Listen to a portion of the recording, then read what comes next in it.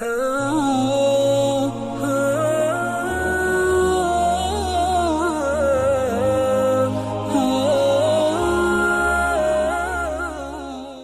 के नीचे सब्सक्राइब के बटन पर क्लिक करें, बेल के आइकॉन पर क्लिक कीजिए ताकि हर नई वीडियो की नोटिफिकेशन आपको मिल जाए। वैसे तो जो दुआएं वज़ाइफ मैं बताया करता हूँ उसकी उमूमी इजाज़त होती है, स्पेसिफिक किसी एक को इजाज़त देना ज़रूरी, किसी एक को दे भी दी तो आप जो जितने भी लोग सुनते हैं तो मेरी तरफ से सबको दिली इजाज़त होती है, वो मेरे जो वज़ाइफ कर सकते हैं। अगर वो सेम उनका मसला है तो बिल्कुल कर सकते हैं। शिव के हवाले से उसमें तो आप तमाम नाज़रीन नोट कर लें कि मेरा ख्याल नहीं कि कोई वजीफ़ा ऐसा हो कि जहाँ दुरूद शिव ना होता हो।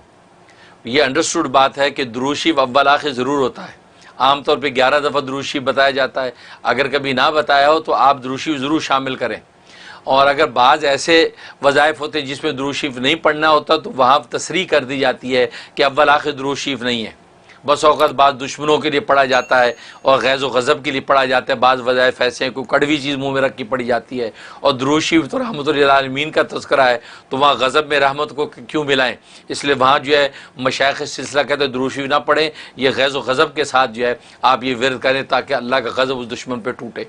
तो वो ख़ास तो उसकी तसरीह कर देते हैं। लेकिन आम तौर पे अगर मैं ना बताऊं तो फिर आप अंडरस्टूड समझ के दुरूद शरीफ लाजमी शामिल करें, क्योंकि दुरूद शरीफ की बरकत से तो वजीफ़ा आपका कबूल होना है और अल्लाह के जो शर्फ़ कबूल नसीब होगा।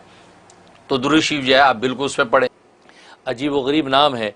इसके फ़ज़ाइल व फ़वाइद में से सबसे बड़ा फ़ायदा ये लिखा है कि अगर आज इंसान जो किसी ऐसे काम में और किसी ऐसी मुहिम के अंदर मुब्तला हो गया कि जिससे निकलने की राह नज़र नहीं आती, कोई तदबीर समझ नहीं आती कि ये काम पाए तकमील तक कैसे पहुँचेगा, या ये जिस भंवर के अंदर हम फंस गए इससे निकलने की सूरत क्या है।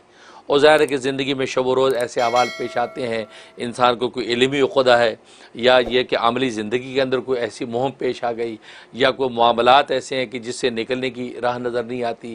यानी वही बात हो गई कि सामने जो है वो खाई है और पीछे शेर है, तो वो सूरत हाल पेश आ जाती है। तो करे क्या उस सूरत में? इस्लाम के अंदर ज़बरदस्त तासीर है। उसका तरीक़ा ये है कि मगरिब व इशा के दरमियान में किसी भी वक्त बैठ कर 1000 मरतबा इसका विर्द करना है। अव्वल आखिर जो है वो 11 मरतबा दुरूद इब्राहिमी पढ़े यानी नमाज वाला दुरूद, और 1000 मरतबा या रशीदू या रशीदू या रशीदू का विर्द करें।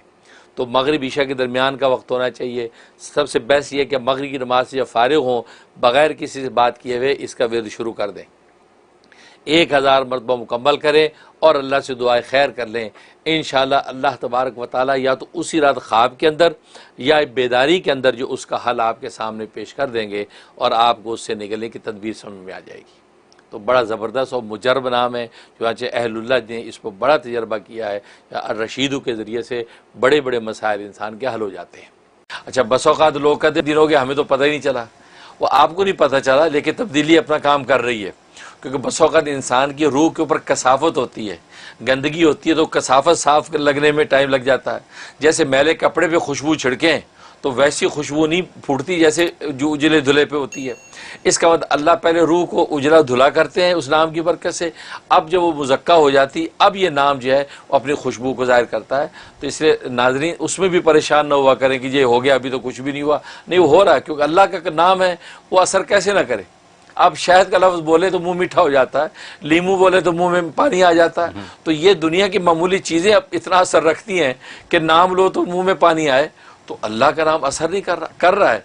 हमारी रूह का जो ताल्लुक़ अल्लाह से उसमें कमी है, असल में वो उसकी सफाई हो रही है। वो जब शफाफ आईना हो जाएगा अब चेहरा आपको साफ नजर आएगा, गोया कि अब उसकी तासीर ज़ाहिर होगी।